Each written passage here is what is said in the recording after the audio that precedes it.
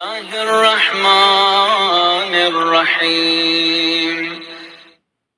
آج 28 رجب میں مدینے سے سفر اختیار کر رہے ہیں اور نکل نہیں رہے، نکالے جا رہے ہیں۔ کبھی آپ یہ سمجھیں، نکل نہیں ہے، نکالے جا رہے ہیں۔ مجبور کیا جا رہا ہے حسین کو مکے سے، مدینے سے نکلنے کے اوپر، اور مجبوریاں بھی کیسی کیسی، بیعت کا مطالبہ کیا جا رہا ہے کہ بیعت کرو۔ بار بار قاصد آ رہے ہیں، بیعت کے لیے بلایا جا رہا ہے، دربار میں بلایا جا رہا ہے بیعت کے لیے۔ اب سنیے آپ یہاں سے تھوڑی ہسٹری۔ جب دربار میں بلایا گیا تو ایک مرتبہ جناب زینب نے کہا بھیا میں آپ کو اکیلے جانے نہیں دوں گی، آپ جو ہے بنی ہاشم کو ساتھ لے کے جائیے۔ بنی ہاشم کو حسین لے کے ساتھ چلے۔ کئی کے نام ختم تھے، میں نام بھی نہیں لے رہا ہوں کس کس کے نام تھے، میں خالی آپ ہسٹری، مجھے اپنے سے مطلب ہے اور آپ سے مطلب ہے کہ حسین ابن علی سے بیعت کا مطالبہ کیا گیا اور یہ کہا گیا کہ یا تو حسین بیعت کر لیں یا ان کا سر کاٹ لیا جائے۔ یہ باقاعدہ ایک خط میں لکھے ہوئے الفاظ تھے کہ یا بیعت لو یا قتل کر دو۔ لہذا امام حسین علیہ السلام کو خط آیا، خط آ کے امام حسین علیہ السلام پہنچے ولید کے دربار میں۔ مروان اور ولید دونوں تھے، ان کی آپس میں بنتی نہیں تھی، ان کی آپس میں، بھائی دیکھیں ہر آدمی کے اپنے چکر ہوتے ہیں کچھ، تو یہ بھی کوئی اپنے چکر میں تھا، کوئی اپنے، ان کی بنتی نہیں تھی۔ لیکن جیسے ہی امام کا مقابلہ ہونے لگا تو دونوں ایک ہو گئے۔ مجھے بتائیے امام کو گھبرانا چاہیے نہیں گھبرانا چاہیے؟ بھائی دو طاقتیں ایک الگ الگ تھی، میرے سامنے دونوں ایک ہو گئیں۔ جیسے ہی امام نے دربار میں دونوں کو بیٹھے ہوئے دیکھا تو فرمایا الحمدللہ الذی اصلح ذات بینکما، تمام تعریف اس اللہ کے لیے جس نے تمہارے درمیان صلح کرا دی۔ اگر کوئی اور ہوتا تو گھبرا جاتا۔ کہ جس کا توکل فوجوں پر ہوتا ہے وہ گھبراتا ہے، جس کا توکل خدا پہ ہوتا ہے وہ کسی بھی فوج سے نہیں گھبراتا۔ اور یہ ایک پیغام دیا دربار میں تمام شیعوں کو، جو حسین اپنے دشمنوں میں اختلاف برداشت نہ کر سکے وہ اپنے دوستوں میں لڑائیاں کیسے برداشت کرے گا؟ صلوات بھیج دیں محمد اور آل محمد۔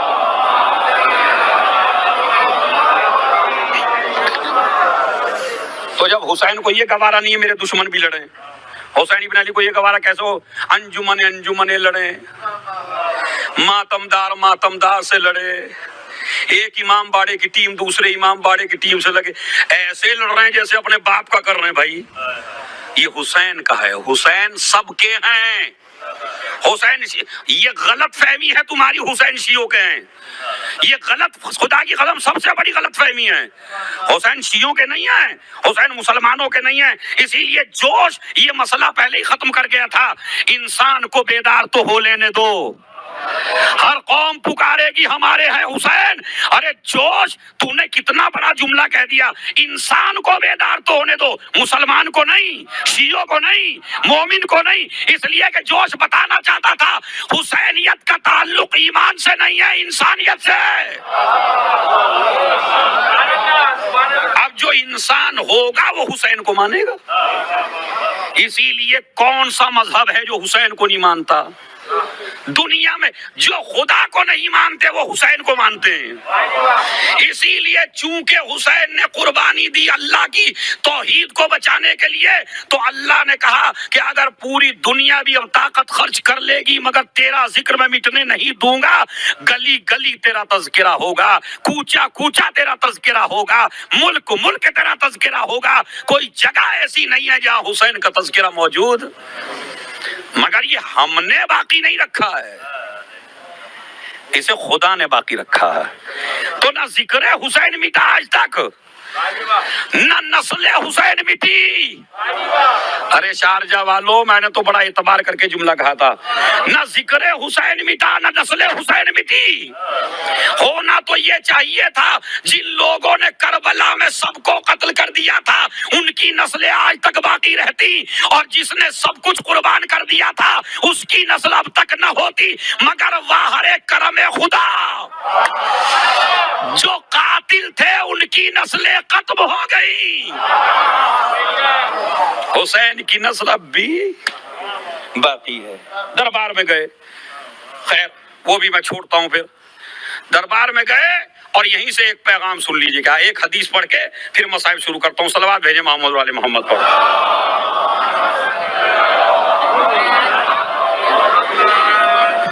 ذکر حسین, نسل حسین, محبت حسین, قبر حسین, خون حسین. یہ خون حسین مبلغ ہے, سب سے بڑا مبلغ ہے خون حسین. اس لیے ابتدا بھی حسین سے ہو, انتہا بھی حسین سے ہو, زندگی بھی حسین کے ساتھ گزرے. اس لیے چھٹے امام نے فرمایا ہنکو اولادکم بتربت الحسین. اپنے بچے کو, جب تمہارا بچہ پیدا ہو تو سب سے پہلے اس کی غذا ہو فرات کے پانی میں ملا کے تربت حسین. سب سے پہلے بچے کو خاک شفا چٹائیے تاکہ وقت کے یزید کی بیعت نہ کرنے پائے, اور جب مر جائے تو بھی خاک شفا ساتھ. زندہ رہا تو خاک شفا, پیدا ہوا تو خاک شفا ساتھ, مر گیا تو خاک شفا ساتھ. زندگی میں بھی سب سے بڑی چیز کا نام ہے نماز, نماز میں سب سے بڑی چیز کا نام ہے سجدہ, سجدہ کر تو تربت حسین پر. دیکھا آپ نے, کوئی جگہ ایسی نہیں جہاں آپ حسین سے الگ ہو سکتے ہو. بس عزیزو سنیے, اسی لیے ہمارے پانچویں امام اور چھٹے امام, امام محمد باقر علیہ الصلوۃ والسلام اور امام جعفر صادق علیہ السلام, تحفہ لے لیجئے میری طرف سے. بس ایک حدیث مجھے کئی بیان کرنی تھی, وقت زیادہ ہو گیا. ان اللہ قد عوض الحسین من قتله ان جعل الامامة في ذريته واجابة الدعاء عند قبره والشفاء في تربته ولا تعد ايام زائريه راجعا ولا جائعا من عمره. دو امام فرما رہے ہیں کہ 4 امتیاز ہمارے جد حسین کو وہ ملے جو دنیا میں نہ کسی نبی کو ملے, نہ کسی وصی کو ملے, نہ کسی خلیفہ کو ملے, نہ کسی امام کو ملے. اب جب ان کو بھی نہیں ملے تو کسے ملے؟ نہ نبی کو, نہ رسول کو, نہ امام کو. یہی تو 3 بڑے عہدے ہیں. نہ نبوت کو وہ عہدے ملے, نہ رسالت کو, نہ امامت کو. کیا 4 عہدے, شہادت کے بدلے میں 4 چیزیں اللہ نے دی ہیں. پہلی چیز بڑی عزیز اور ماشاءاللہ جتنے جوان بیٹھے ہوئے ہیں, معراج ہو جائے گی اگر آپ آج اپنے مولا حسین کی فضیلت سن لیں تو. اور ذاکروں کی بیان کی بھی نہیں ہے, سب سے شیخ طوسی علیہ الرحمہ اور کامل الزیارات 2 کتابوں سے پڑھ رہا ہوں. 5ویں امام اور چھٹے امام نے فرمایا, دیکھیں امام بیان کر رہے ہیں کیا, شہادت کے بدلے میں اللہ نے ہمارے جد حسین کو 4 چیزیں ایسی دی جو کسی کو نہیں دی. پہلی چیز سن لیجیے کیا, جعل الامامۃ فی ذریتہ, حسین کی پوری نسل کو امام بنایا.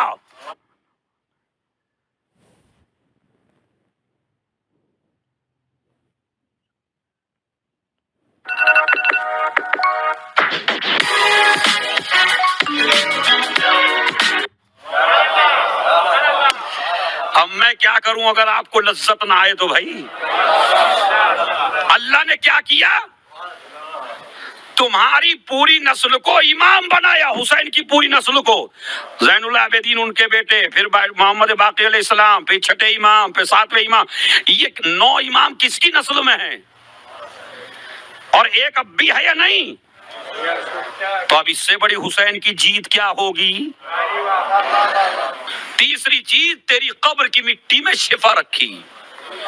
خاک, یہ بھی امتیاز میں بتاؤں, خاک شفا رسول کی قبر کی مٹی نہیں ہے, مولا علی کی قبر کی مٹی بھی خاک شفا نہیں ہے, جناب زہرا کی قبر کی مٹی بھی خاک شفا نہیں ہے.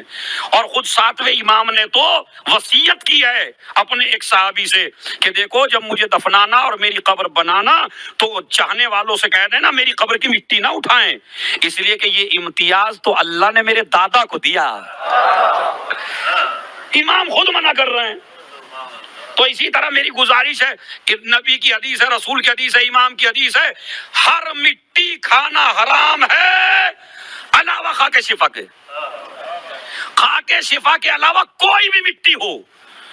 اب کوئی بھی مٹی میں کھل کے کہہ دیتا ہوں, پاکستان ہندوستان میں امام باڑے ہوتے ہیں, عزا خانے ہوتے ہیں، وہاں مٹی ہوتی ہے، تعزیے کے نیچے سے مٹی نکال کے اپنے بیٹے کو کھلا دیتے ہیں؟ نہیں، اس مٹی کو بوسہ دے سکتے ہیں، اس مٹی کو پیار کر سکتے ہیں، اس مٹی کو گلے سے لگا سکتے ہیں، اس مٹی کو بدن سے لگا سکتے ہیں شفا کے لیے، مگر کھا نہیں سکتے۔ یہ میرا پیغام ہے، چاہے پاکستان کے عزا خانے ہوں چاہے ہندوستان کے عزا خانے ہوں، جو مٹی ہے امام باڑوں کی وہ قابل احترام ہے، بوسہ دینے کے لائق ہے، ماتھے لگانے کے لائق ہے، بدن سے ملنے کے لائق ہے، مگر کھانے کے لائق۔ جب ائمہ کہہ رہے ہیں ائمہ کی قبر کی مٹی بھی نہیں کھا سکتے آپ، تو پھر یہ ہم علاوہ قبر حسین کے۔ چوتھی چیز، ولا تعد ایام زائری راجعا ولا جائعا من عمرہ، جتنا پیریڈ زائر کو لگتا ہے زیارت امام حسین کرنے میں، مطلب 2 مہینے لگے آپ کو زیارت امام حسین کرنے میں، یہ آپ نے 50 دفعہ زیارت کی امام حسین کی، اور 50 میں سے مثلا آپ کو 3-4 سال لگ گئے مثلا زیارت کرتے کرتے، اور آپ کی عمر ہے مثلا 60 سال کی، تو اللہ آپ کو 63 سال کی زندگی دے گا، ان دنوں کا شمار آپ کی عمر میں نہیں کرے گا جو آپ کے زیارت میں لگے ہیں۔ یہ شرف ہے عزیزو، واقعی یہ شرف ہے، یہ شرف اور کسی کا نہیں ہے۔ تو جتنے پیریڈ تمہیں لگے گا اس پیریڈ میں آپ کے لیے وہ وقت آپ کی عمر میں شمار نہیں ہوگا۔ کیوں؟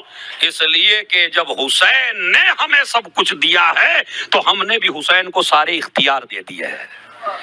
ہر اختیار ہے حسین کے پاس، ہر اختیار ہے۔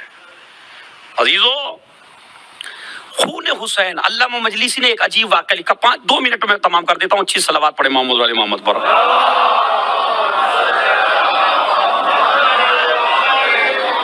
آج مجھے ایک بہت بڑا فلسفہ ملا، خون حسین مثلا دیکھیے کہ جب انسان نہ پہنچائے ذکر حسین، میں پھر آپ سے کہا، آپ سمجھ رہے ہیں ہم ذکر حسین پہنچا رہے ہیں؟ نہیں، اگر آپ بھی قسم کھا لیں ذکر حسین نہ پہنچانے کی تو اللہ پرندوں کے ذریعے پہنچا دے گا، اللہ حیوانوں کے ذریعے پہنچا دے گا۔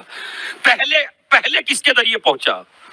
علامہ مجلسی نے لکھا اور نور الدین جزائری نے لکھا، وہ لکھتے ہیں کہ مدینے میں ایک یہودی تھا، دیکھیں خون حسین کس طرح مبلغ ہے۔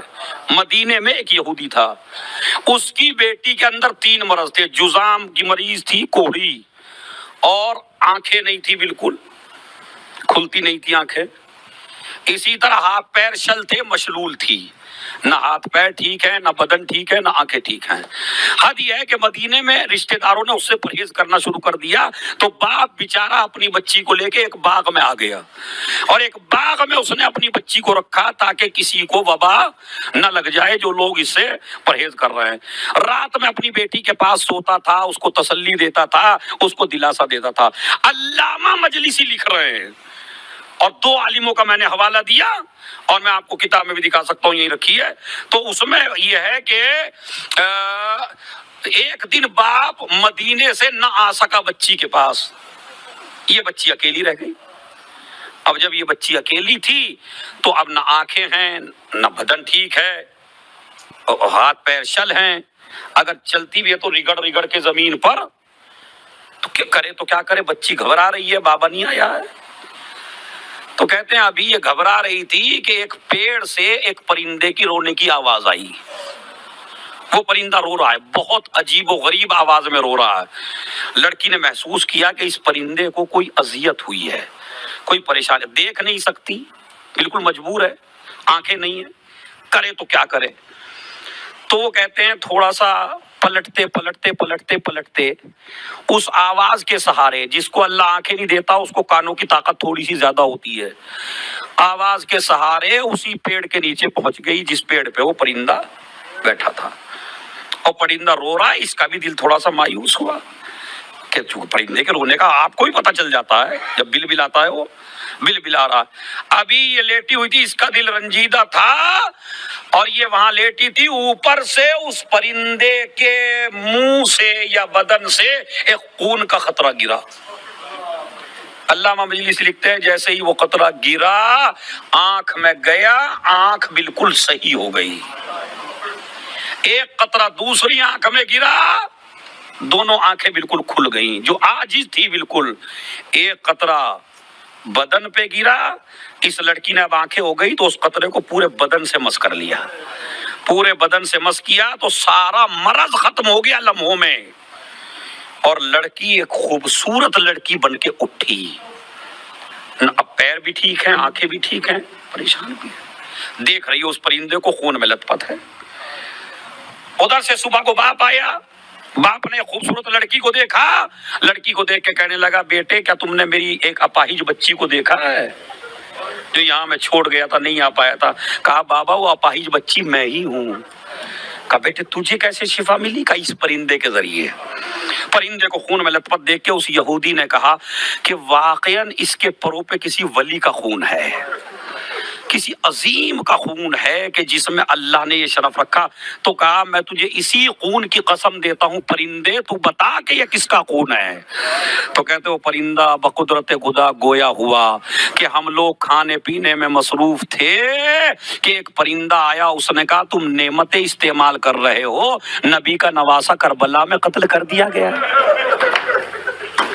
नबी का नवासा करबला में कत्ल कर दिया गया है, और हम जब गए तो लाशा तीरों पे मुअल्लक था, हुसैन का सर कट चुका था। अब हमें अल्लाह की तरफ से ऑर्डर हुआ हुसैन की शहादत का पैगाम पूरी दुनिया में पहुंचा दो। तो मैंने अपने परों को खून से मस किया और मैं मदीने की तरफ आ गया। कहता अल्लामा मजलिसी ने लिखा 500 आदमी इस मोअज़्ज़े को सुन के मुसलमान हुए। खून हुसैन मुबल्लिग है अजीजों। बस आज तो आप रोने ही के लिए आए हैं, मगर कितना रोना है ये अभी बताता हूं आपको।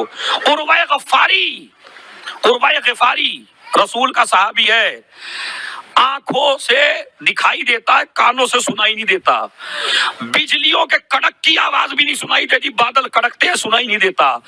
लेकिन आज की रात जिसमें आप हैं, एक मर्तबा उठ के बैठ गया। बीवी ने पूछा उर्वा उठ के क्यों बैठ गए?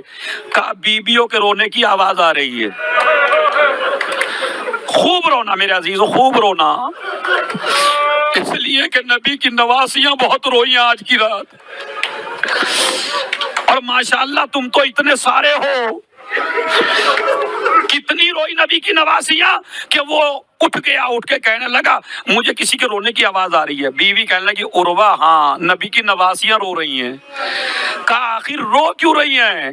कहा इनको मदीने से निकाला जा रहा है।